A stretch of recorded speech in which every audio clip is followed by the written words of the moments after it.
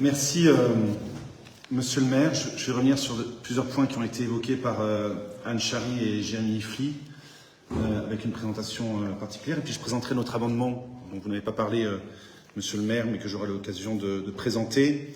Moi, je reviens sur les deux lignes correspondant aux subventions qui doivent être normalement versées aux régies et au CCAS.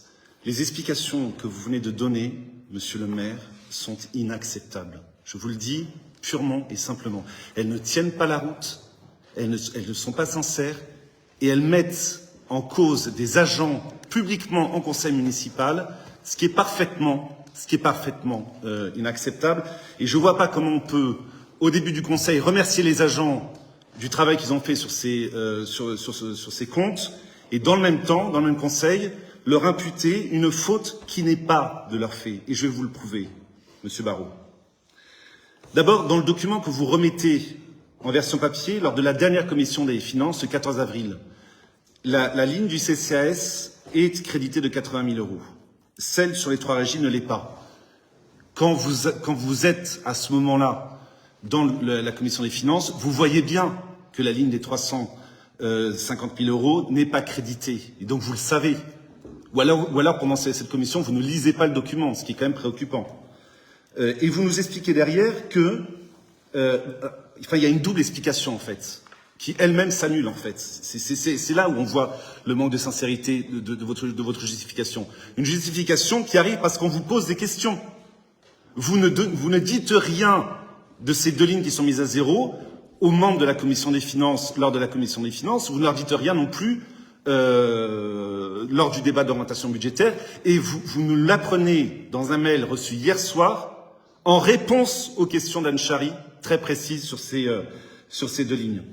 Vous nous dites, on n'a pas réuni les commissions concernées sur les régies et sur le CCAS, et donc, comme les commissions ne sont pas réunies, on met 0 dans les lignes. Mais qu'est-ce que c'est que cette explication?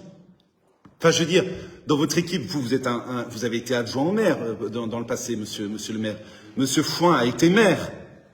Votre adjointe aux finances exerce une fonction importante dans une collectivité.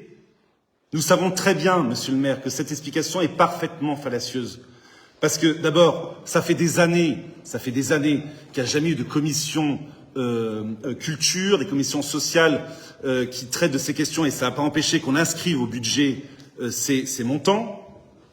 Mais si vous le faites, c'est pas parce que les commissions n'ont pas été réunies, c'est pas parce que les agents sont trompés, c'est parce que, et Jérémy Ifli vient de vous le prouver, c'est parce qu'en réalité, si vous le faites, le budget est déséquilibré, ce qui est interdit par la loi. Et donc, vous êtes dans une situation où vous n'arrivez pas à équilibrer le budget, et vous venez nous balader. D'abord, vous ne nous prévenez pas, c'est suite à nos questions que vous finissez par répondre, et vous nous baladez avec des explications qui ne tiennent pas la route et qui insultent notre intelligence et qui mettent en cause des agences qui, encore une fois, n'est pas acceptable. Si les agences se sont réellement trompées et ont oublié de créditer ces deux lignes, faites-le. Faites-le maintenant. On vous demande une suspension de séance pour préparer 2 amendements, ce qui ne va pas être très long, et vous inscrivez les 350 000 € pour les 3 régies et les 80 000 € pour le CCAS. Donc je vais avoir, à la fin de cette intervention, l'occasion de vous demander une suspension de séance pour préparer ces 2 amendements et pour réparer ce qui aurait été causé par la négligence ou la mauvaise compréhension des agents à vos soi-disant consignes. Vous avez, Monsieur Ifli l'a très bien dit, vous avez donc un budget qui est en faillite, que vous avez tronqué pour garder l'équilibre, mais qui, comme l'ont dit Madame Chary et Monsieur Ifli, est insincère. Et la meilleure preuve qu'on va avancer au préfet demain quand on va lui écrire, c'est que, comme l'a dit Jérémy Ifli, vous créditez la subvention dans la régie animation sans la mettre dans le budget principal. Mais quand le préfet va voir ça, il va dire mais elle va tomber d'où cette subvention de la régie animation? Elle doit bien être inscrite dans le budget principal. Et donc vous avez un budget primitif qui ignore. Vous allez souffrir ça fait 1 heure qu'on écoute sagement. Donc vous me permettez de terminer. Oui, j'avance, mais voilà, souffrez-en. Je vais baisser un peu le micro. Et donc, vous nous présentez là un budget qui est insincère. Et l'insincérité du budget, ça je le dis pour tous les conseillers, tous les membres de ce conseil municipal, c'est interdit par la loi. Alors ça peut être involontaire, on peut quelquefois mal évaluer une recette, ça peut arriver, mais quand on est à ce niveau de connaissance de la dissimulation, du caractère volontaire de la dissimulation, et quand on s'obstine, j'espère que vous ne le ferez pas parce que dans la suspension de séance vous aurez l'occasion de réparer, je suis pas sûr que ça plaise beaucoup au préfet, je vous le dis franchement. Je voudrais terminer, j'avance monsieur le maire, j'avance, j'en arrive peut-être un peu à la cerise sur le gâteau. Parce que quand on voit, monsieur le maire, l'aspect très compliqué de ce budget, qui n'est pas de votre fait en réalité, parce que vous héritez, nous le comprenons bien, d'une situation compliquée. Ce que nous aurions aimé, ce que Madame Chary essaie de vous expliquer, c'est qu'il ne fallait pas nous cacher le poteau rose, il fallait nous présenter de façon très transparente, sans chercher des excuses qui ne tiennent pas la route.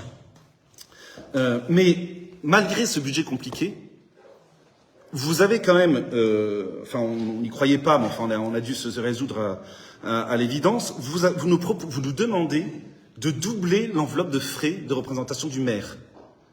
En passant de, oui, c'est très important, oui. En passant de 6 000 € à 12 000 €. Alors, on avait déjà eu quand même un peu cette surprise. Moi, je n'étais pas là à ce conseil, mais enfin, Jérémy Effly, vous en avez parlé. Alors, une répartition de la baisse des indemnités pour le maire qui était quand même assez peu corrélée avec celle des adjoints. Moins 5% pour le maire, moins 25% pour les adjoints. Mais là, maintenant, vous nous demandez une augmentation, enfin, de doubler, en fait, les frais de représentation du maire.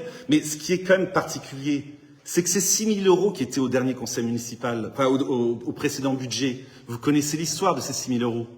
Vous la connaissez.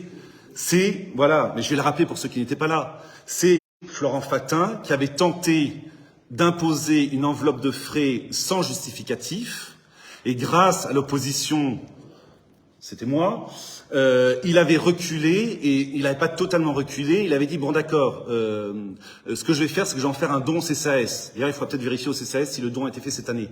Donc la première question que je vous pose, c'est est-ce que vous allez remettre les choses dans l'ordre et supprimer cette enveloppe de frais sans justificatif, correspondant à 6 000 €?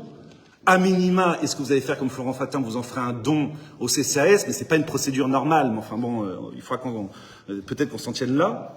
Et de deux, c'est l'objet de notre amendement, c'est que la proposition nouvelle de 12 000 € que vous proposez, nous on vous demande à minima, c'est l'objet de cet amendement, de la ramener à 6 000 comme l'année dernière, pas de la doubler. Voilà. Donc nous aurons l'occasion de voter sur cet amendement, chacun prendra ses responsabilités, mais vu le budget que vous présentez, l'insincérité, le caractère déséquilibré, ça risque de très mal passer. J'en termine, monsieur Barrot, monsieur le maire, par vous demander cette suspension de séance pour vous permettre de corriger l'erreur matérielle d'une mauvaise compréhension, je mets tout ça entre guillemets, d'agents qui n'auraient pas compris vos... Monsieur le maire, vous ne pouvez pas ne pas inscrire des dépenses que vous comptez formuler. Ce sera inscrit au procès-verbal, vous nous affirmez, vous nous annoncez, j'espère que quand même, j'espère pas, enfin, dans le moindre des choses, vous nous affirmez qu'il y aura bien des subventions versées aux associations. Vous ne pouvez pas, dans ce budget, les mettre à zéro. C'est interdit parce que c'est insincère.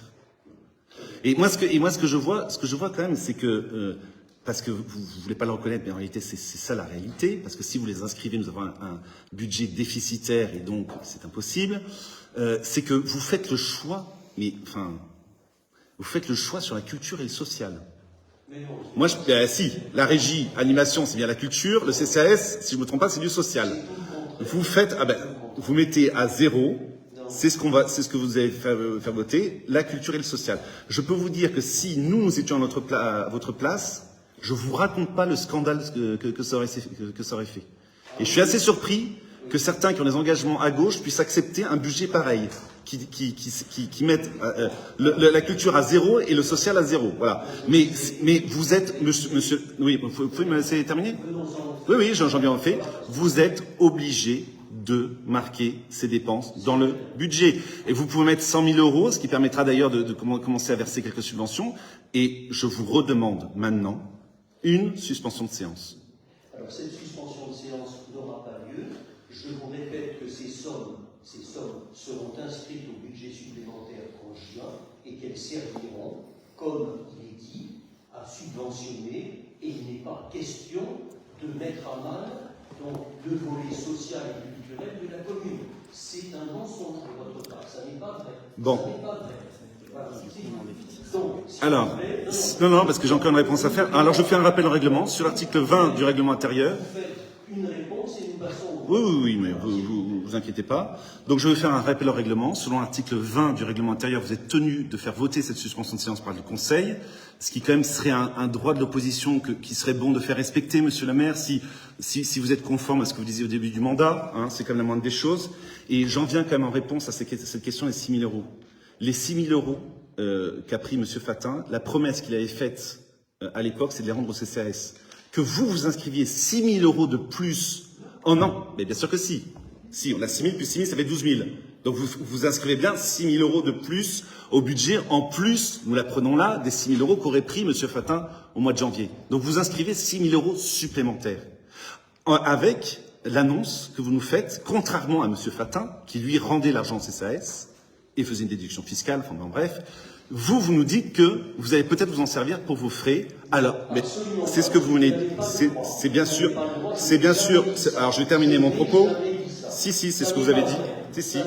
Vous nous... Je vous laisse répondre à condition que vous ne mentiez pas, monsieur de Fournas. Et là, publiquement, vous êtes en train de mentir. Oui, enfin, je crois qu'on est... Oui. Tout le monde a très bien entendu. Vous nous avez dit, pour être très précis... Bon, est-ce que je peux terminer une intervention, en fait? Mais je ne mens pas, puisque vous êtes... Ce sont vos propos qui sont insincères. Alors, je vous laisse répondre à condition que vous disiez la vérité. Bon, vous n'avez pas de conditions à m'imposer, d'abord, hein, parce que on est quand même... Oui, présenter un budget insincère... Mais laissez-moi terminer. Enfin, laissez-moi parler. Bah oui, il faut me laisser parler pour que je termine. Si vous me coupez, je vais pas pouvoir terminer. Donc il faut me laisser parler, même quand ça vous dérange. Vous avez dit, je ne sais pas à l'heure actuelle si j'utiliserai ces 6 000 €. Donc, c'est que vous comptez bien en utiliser une partie. Et je n'ai rien dit de plus. Bon. Donc voilà. Et donc le côté insincère d'un budget, Monsieur le maire, il va être prouvé. Il est prouvé, on vient de vous le faire. Et je le dis à tous ceux qui s'apprêtent à voter ce budget, il va faire de l'objet de notre part d'une saisine du préfet, qui pourra. Non mais je termine sur. Non parce que c'est important. Non mais c'est important parce que vous le ferez pas, donc je le dis. Qui pourra déboucher sur une saisine de la Chambre régionale des comptes, qui pourra, s'il y a un réel problème, ce qui sera le cas, déboucher sur peut-être une mise sous tutelle partielle de la commune par le préfet. Voilà. Donc, mais moi, je termine par là, si vous permettez. Je n'ai... Terminez, s'il vous plaît, terminez. Allez-y. Ah oui. Donc, je disais pour terminer, que je n'ai jamais vu ça. J'ai compté ce matin, j'en suis à la 14e année de mandat dans l'opposition, je n'ai jamais vu le vote, même par Monsieur Fatin, la présentation d'un budget insincère qui soit mis au vote. Voilà. Donc ce sera une première à Pauillac. Bravo à vous. Merci.